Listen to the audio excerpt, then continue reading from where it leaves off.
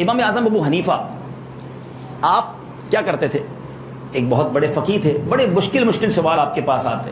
حضرت سفیان ثوری کے پاس کوئی شخص گیا اور کہا حضور بیوی سے جھگڑا ہوا ہے، بیوی کو میں غصے میں نے کہا کہ میں نے اگر تجھ سے بات کی تو تجھے طلاق نہیں، اللہ کی قسم میں تجھ سے بات نہیں کروں گا، اگر میں نے بات کی تو مجھ پر فلاں چیز حرام، کوئی ایک قسم کھا لی.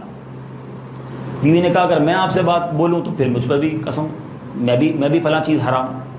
اب دونوں پہنچ گئے حضرت سفیان ثوری کے پاس کہ دونوں نے قسم کھا لی، گفتگو کیسے کریں آپس میں؟ گفتگو کریں گے تو کفارہ دینا پڑے گا. حضرت نے کہا ٹھیک ہے، بات تو یہی ہے کہ دونوں میں سے جو بھی ایک دوسرے سے بولے گا اس کی قسم ٹوٹ جانی ہے.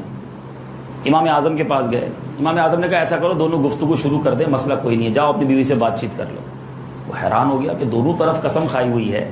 تو حضرت سفیان ثوری کے پاس گئے تو وہ ناراض ہوئے کہ یہ کیسا فتویٰ دے دیا امام اعظم نے. بولا ہاں میں اجازت دیا، بات چیت کریں، کوئی مسئلہ نہیں ہے. امام اعظم کے پاس آئے کہ حضرت آپ نے یہ فتویٰ کیسے دیا؟ اس نے بھی قسم کھائی کہ میں تجھ سے بولوں تو فلاں حرام، وہ کہے مجھ سے اللہ کی قسم میں تجھ سے نہیں بولوں گا، میں بولوں تو پہل میں کروں تو مجھ پر حرام.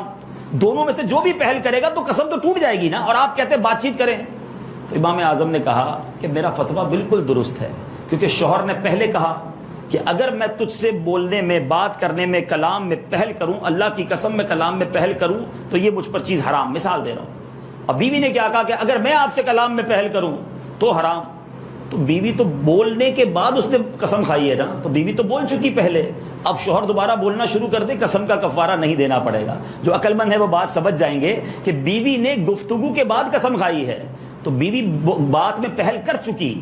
اب یہ شوہر بات کرنا شروع کر دے تو کوئی قسم نہیں ٹوٹے گی اور بیوی کی قسم بھی نہیں ٹوٹے گی. تو یہ وہ فقاہات اور وہ وہاں تک آپ کی نظر جاتی تھی جو لوگوں کے پاس، جن کے پاس حل نہیں ہوا کرتا تھا. غوث اعظم سے بھی کسی نے کہا نا کہ جناب میں نے ایسی قسم کھا لی ہے کہ اگر میں دنیا میں ایسی عبادت کروں کہ میرے علاوہ دنیا میں کوئی عبادت نہ کرے، اور اگر میں ایسی عبادت نہ کروں تو میری بیوی مجھ پر حرام، طلاق. اب وہ پریشان کہ میں ایسی کون سی عبادت کروں دنیا میں کوئی نہ کرے. بھائی کہیں بھی نماز پڑھوں گا کوئی نہ کوئی نماز پڑھ رہا ہوگا، روزہ رکھوں گا کوئی روزہ رکھا ہوگا، درود پڑھوں گا کوئی درود پڑھ رہا ہوگا، تلاوت کروں گا کہیں نہ کہیں تو کوئی تلاوت کر رہا ہوگا. جس وقت میں وہ عبادت کروں کوئی اور نہ کرے. غوث اعظم نے بڑا پیارا فرمان دیا، کہا ایسا کرو اس کو مکے لے جاؤ، تھوڑی دیر کے لیے طواف روک کے اکیلے اس کو طواف کرا دو، دنیا میں یہی اس وقت طواف کر رہا ہوگا. اب یہ وہ اپروچ ہے، اللہ نے وہ عطائیں عطا فرمائی اللہ والوں کو کہ ان کی اپروچ اتنی اعلیٰ تھی. تو بہرحال اللہ کریم تربت امام اعظم پر کروڑوں انوار و تجلیات کی بارش برسائے. آپ کا جذبہ سخاوت، آپ کا لوگوں کی خیر خواہی کا جذبہ رب کریم ہمیں بھی عطا